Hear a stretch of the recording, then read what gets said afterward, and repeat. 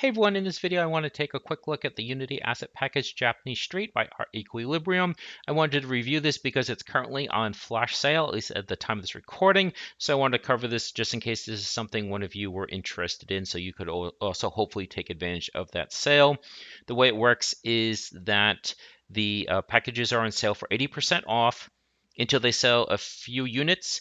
Then it drops to 70% off, and then it's a much larger pool of units. And then once those sell, I'm not sure if it drops to 50 at that point, but so that's basically what it is. So the discount keeps decreasing. I was lucky I got this one at 70% off, so I figured, like I said, I'd cover it so you guys could potentially take advantage of the price as well. And there's not going to be a lot to say about this because it's a 3D environment, so we'll just take a quick run through. I'll point out a couple important things, and then that will be it. So originally it was released in June of 2020. Last update was September of 2021. So as of the time of this recording, that's about 7 months ago. So it hasn't been an update in a while, which isn't necessarily a problem. And it's 2.6 gigabytes. I'll explain in a minute why that's so big. And then again, it's by Art Equilibrium. I really have no experience with these guys. I don't think I've bought anything else by them up to this point. So you get the Japanese folder, and about the only thing that you really need in here is the prefab folder because that's where the individual prefabs are. And then there's the scene.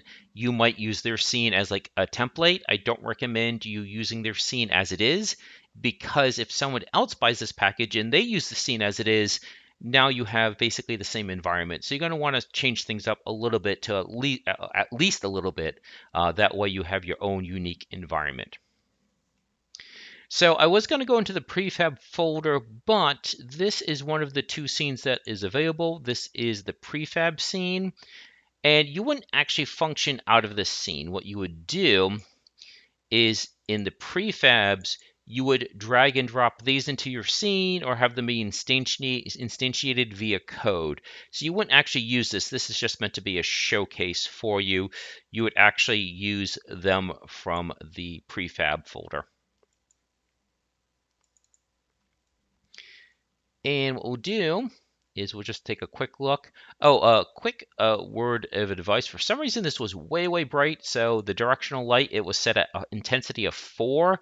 So kind of getting a flashbang when you opened up this scene. So I turned intensity down to 1. But you can just take a look to see what you've got here, the various walls, the various bricks, traffic cones, signage,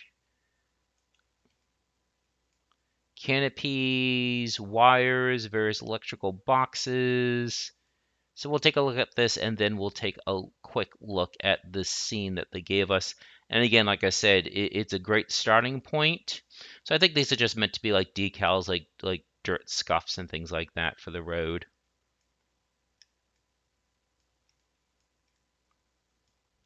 I presume these are tileable or else it wouldn't make any sense for them to be there. So that means you really shouldn't see a seam in between them. And then you have windows and doors and things like that. So let's quickly check one of these. So I do want to call something out. So I talked about how big the scene is.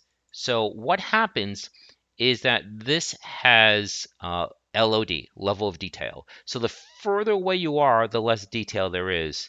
So I'm not sure if this one is a good example to use, but as you move away, things will have less detail, and then as you get closer, there will be more and more detail. I think if I can find the bicycle in here, that's a good one.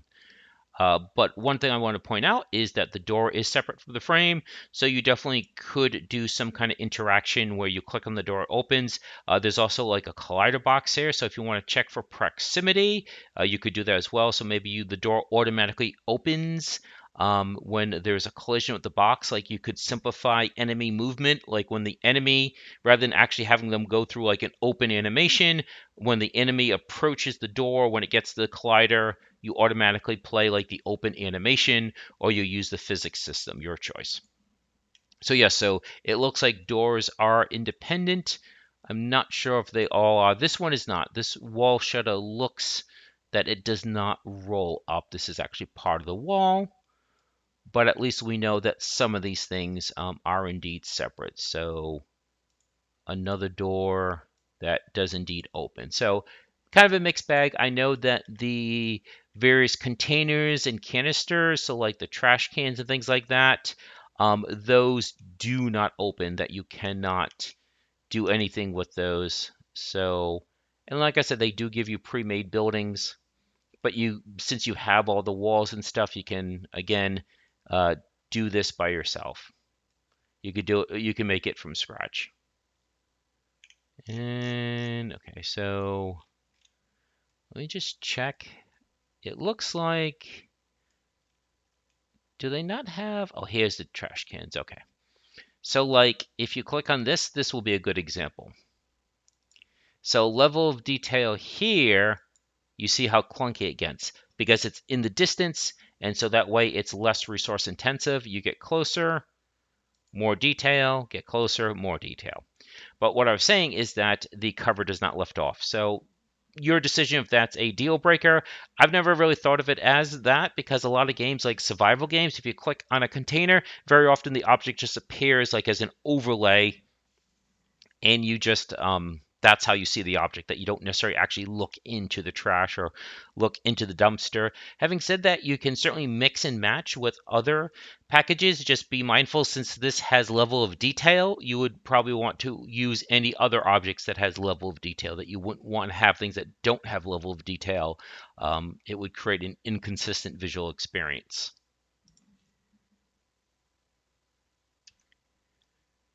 Okay, now that we looked at that, let's just go to the showcase.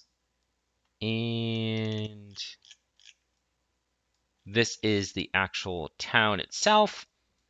There's no animation, not animation, there's no script attached to the camera. So we're just going to do a quick run through here in the editor, but we've already taken a look at the individual assets. So like I said, there is some objects that you can interact with as far as like getting certain doors to open, whereas the shutters don't open. Windows, I don't think open either. And you can see that they gave you a decent amount in this area. And having repeating buildings isn't as off-putting as you might think. If you've ever seen, like in larger cities where it's planned construction from some a single real a single um, construction firm, you might have 20 buildings in a row that look the same. So you want some variation, but depending on what part of the world you're in and how large of a city, you actually may find a lot of buildings that look very similar, and that would be perfectly natural. But generally, you'd probably want a little variation. That way it's not as repetitious for the player. Okay, well, I don't want to drag this out. I think that's really all I wanted to cover. So I wanted to let you know that this is, at least at the time of the recording, on sale. Last I checked, it was still 50%, 70% off. But again, it all depends when all those units sell. And I think that's about all that I wanted to cover. So hopefully this helped you make an informed decision. I'll probably do a couple more of these because I've picked up a few others of these during this flash sale the last few days. Okay, so I hope you found this interesting. I hope you found this useful, and please do enjoy the rest of your day.